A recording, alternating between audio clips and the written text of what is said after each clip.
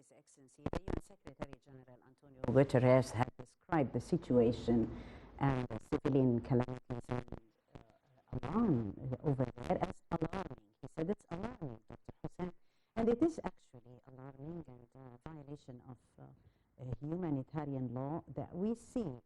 in Guterres' speech on the escalation of the situation in Gaza. He said that there has been clear violations of humanitarian international law. Yes, this is definitely very significant, and to have really a meaningful discussion tonight, I think it's really important and vital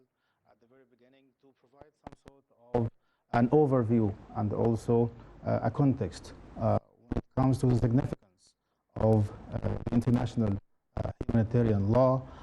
or which is commonly referred to as IHL. It is also known as the law of armed conflict, or the law of war. And this actually is reflective of the very nature of the rules of international humanitarian law, as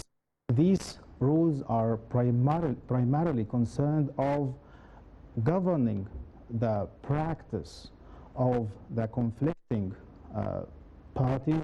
in order to minimize, restrict, and mitigate the destructive effects of an armed conflict or a state of war. There are many theories as to the origins of international humanitarian law, and as a matter of fact, we see its origins in all ancient civilizations and in all religions,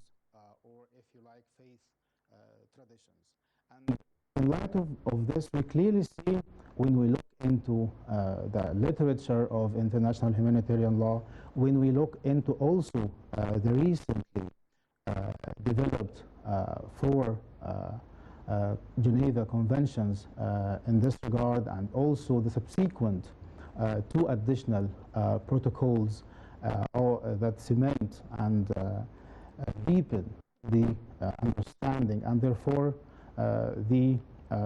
aspired observation and practice of international humanitarian law, we clearly see that international humanitarian law covers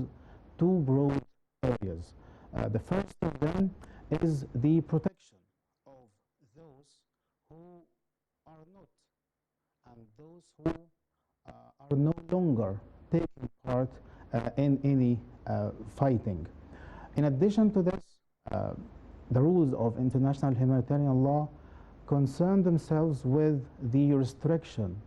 of the war tactics and the war strategies and the methods of war, i.e. the military means or the weapons that are legitimate to use and that which is not. So in light of this, we can also mention something very relevant here, and that's the principles of international humanitarian law, as we can clearly here highlight three distinct and main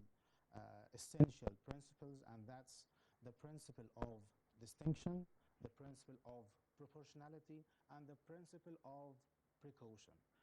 As its name clearly indicates, the principle of distinction, it means that, very simply put, the warring parties need to draw a clear distinction between targeting